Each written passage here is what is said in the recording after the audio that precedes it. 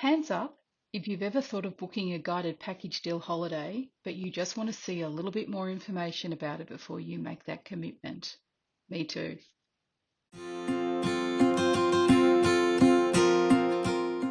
Welcome to my new channel. I'm Kerry, and I'm excited to explore package deals and guided holidays with you. From beach getaways to safaris and bustling cities, we'll reveal the true experience behind those glossy brochures. I'll share my honest insights and opinions, sponsorship free, to help you find the perfect budget-friendly package. Today we're kicking off with a review of the Tripadeal 2-for-1 Borneo trip. In the first half of this video, I'll give you an overview of the journey, and in the second half is full of useful information for those who may be intending to book this trip. Did this trip deliver? Let's get started and see. Day one of our trip started pretty late at night. We're talking around midnight at Melbourne Airport. Our flight was scheduled just after midnight on Malaysian Airlines, so things were a bit of a blur. We said goodbye to Melbourne and landed in Kuala Lumpur, close to on schedule. Now when you land, you'll need to head over to the domestic gates. A heads up, the signage here isn't the clearest. Just make your way to gate C5 and catch a transfer bus to the domestic terminals A and B. Once there, you'll need to head to a domestic transfer counter. This is not the main immigration area, so don't clear immigration. Just follow the signs to gate A and B, and you'll find yourself exactly where you need to be. If you're confused, ask one of the airport staff who are around everywhere and are happy to help. On arrival in Sandakan, we were taken straight to the Sandakan War Memorial Garden. The garden honours the memory of the British and Australian prisoners of war who died during World War II while forced on a brutal march from Sandakan to Ranau by the Japanese military in 1945, a journey in which most perished due to starvation, disease and abuse. The memorial features a sculpture, plaques and landscape gardens, serving as a site of reflection and remembrance. It's a poignant reminder of the atrocities committed during the war and a tribute to the resilience of the prisoners of war, while being a place of beauty and peace to reflect on the area's history. Our visit to the gardens was followed by checking into the Saba Hotel, with the remainder of the day spent exploring. The quality of the accommodation was great, with a clean and comfortable room, multiple restaurants on site, and our only hotel with a pool during our trip. Let me show you around our room.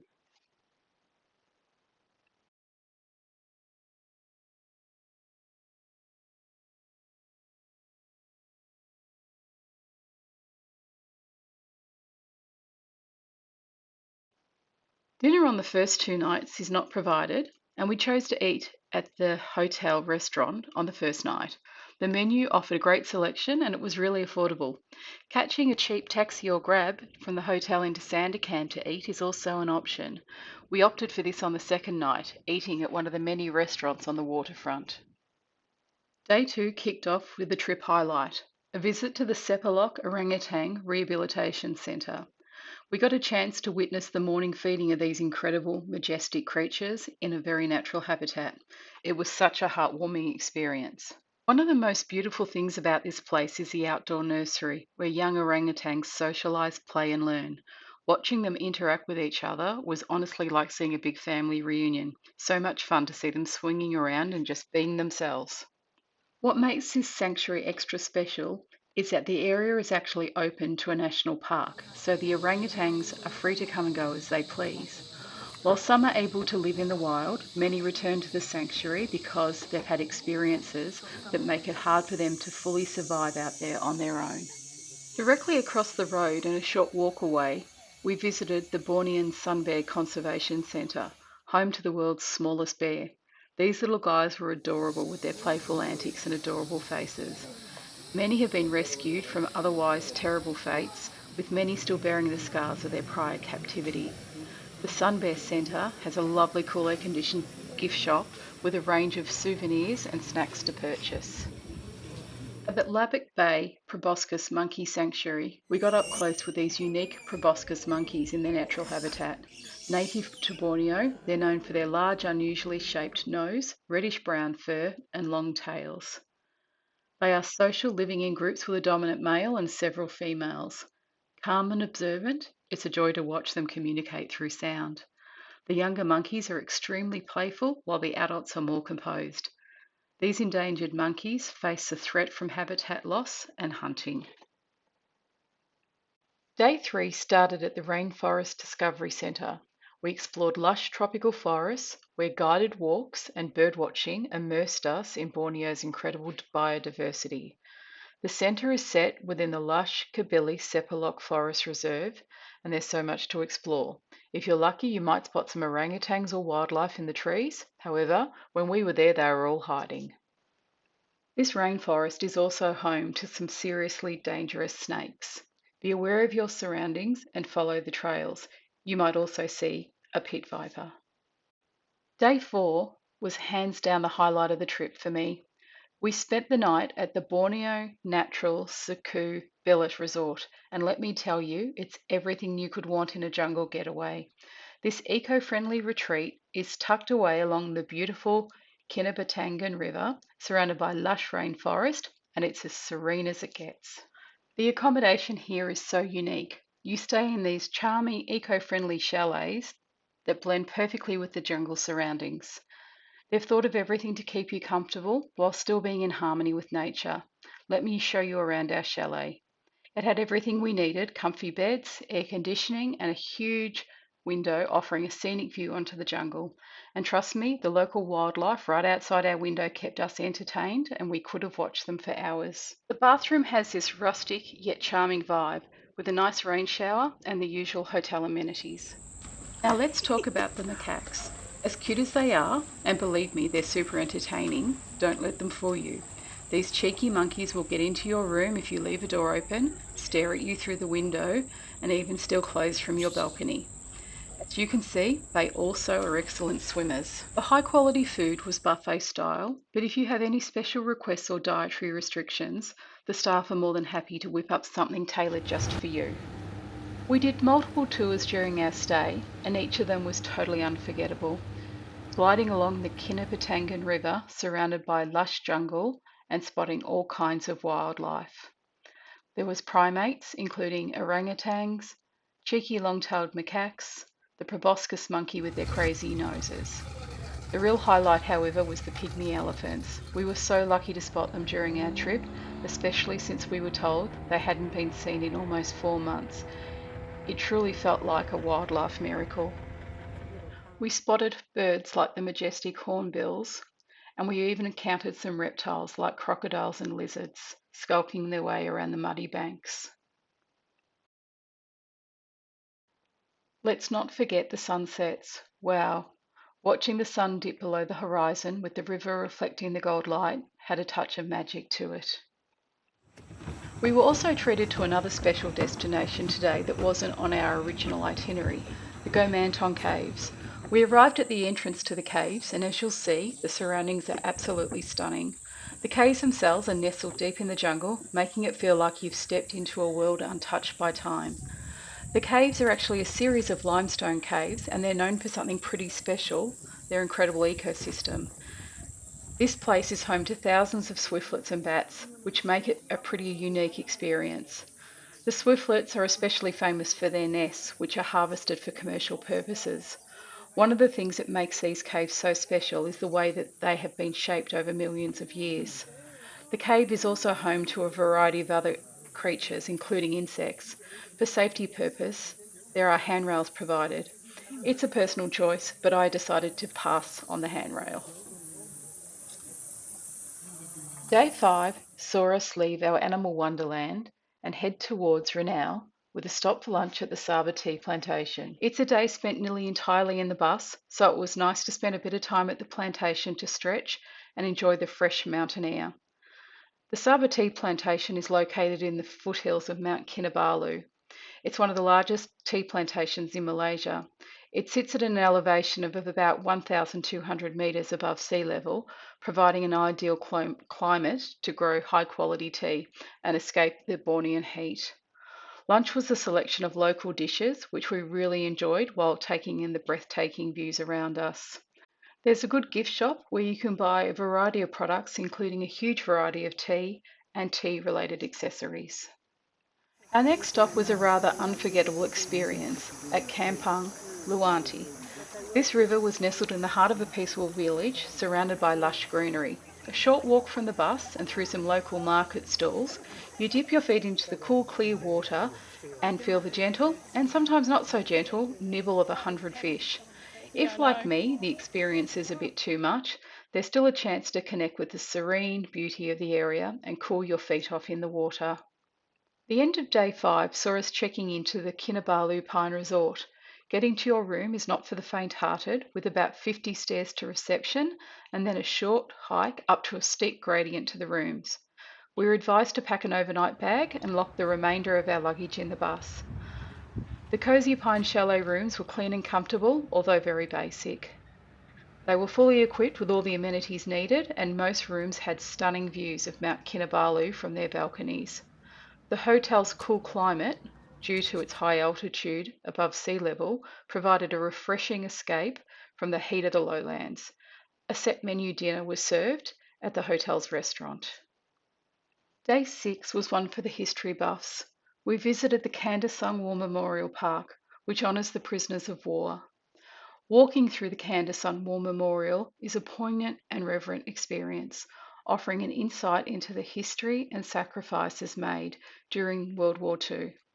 The memorial commemorates the lives of Australian and British prisoners of war who died during the infamous death marches of 1945. As you stroll through the memorial, you'll find 4 beautifully landscaped gardens, each representing a different aspect of the memorial's tribute.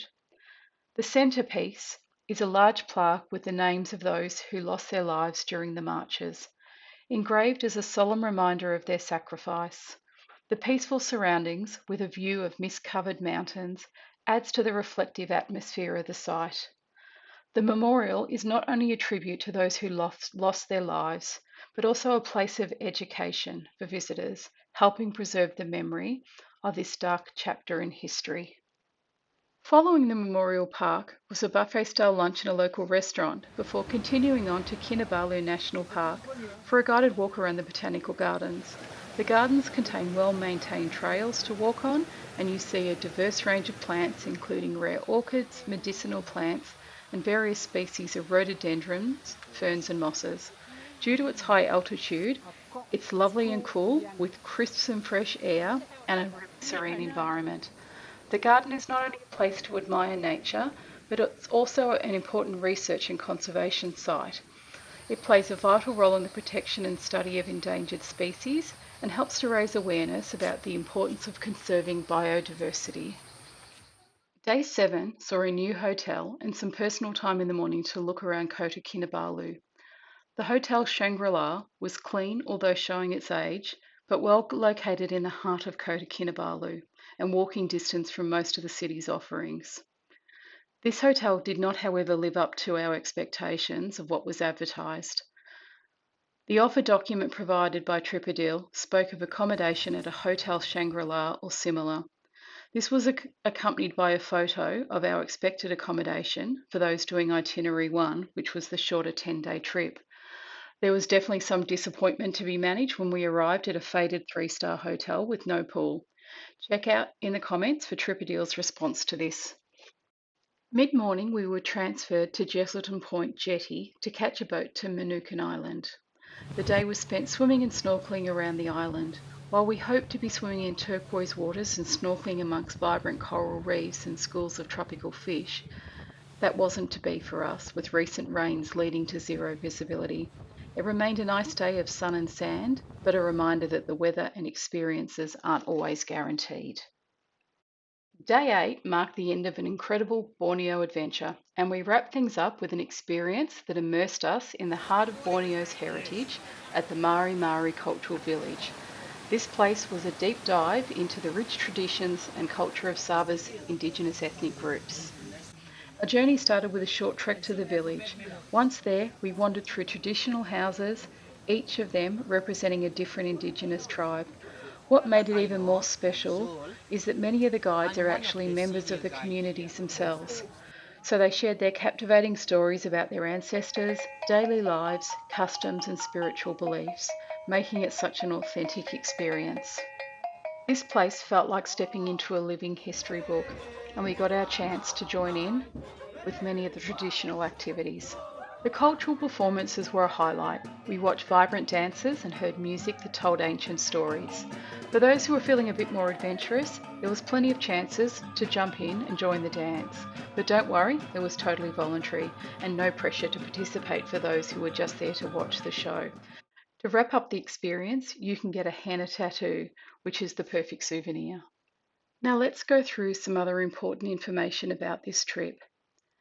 As a general guide, if you're unable to navigate gradients, uneven surfaces, or stairs, or you use a wheelchair or a mobility aid, this may not be the right trip for you. At the very least, there's a large coach style bus to climb up and down the stairs multiple times per day. This is a summary of the accessibility and walking distances for each day to help you plan according to your own needs. I'm not going to lie, Borneo is smoking hot with high humidity, so pack to stay as cool as possible. Our bus air conditioning worked really well, so sometimes a light pullover was also needed. It came in handy on chilly evenings as well. Sandals were fine for most days, but some outings require closed shoes such as running shoes. Treat tropical strength insect repellent and sunscreen as essential items. Sunscreen is expensive in Asia and doesn't offer the high SPF factor that can be bought in Australia and New Zealand. Definitely pack some from home. A light raincoat and binoculars are useful if you have room, but you'll be fine without them if you don't. A Type G travel adapter for Malaysia is also essential. Most hotels we stayed in didn't have USB charging points. One travel adapter and an Australian power board will have you all sorted. So if you've got a frequent flyer membership, heads up, TripAdeal won't forward that information to the airline, even if you're flying with Qantas. Don't worry, when we flew Malaysian Airlines, we called their call centre, who were super helpful, and they added my frequent flyer number to my booking with no issues. Pack some travel size insect repellent in your hand luggage. On arrival, we were whisked straight from the airport to the War Memorial and we didn't have access to our bags under the bus. The mosquitoes were relentless in the garden, so having repellent would have been a lifesaver. Always carry some toilet tissue or wet wipes with you during excursions. You'll thank me later because sometimes toilet paper isn't available and you definitely don't want to be caught off guard when that happens. My best tip is also starting a WhatsApp group with your fellow travellers right as the trip begins. It's a great way to share photos, videos, and ideas for meals and sightseeing. Plus, it will keep you connected with those new friends you've made long after you've said your goodbyes.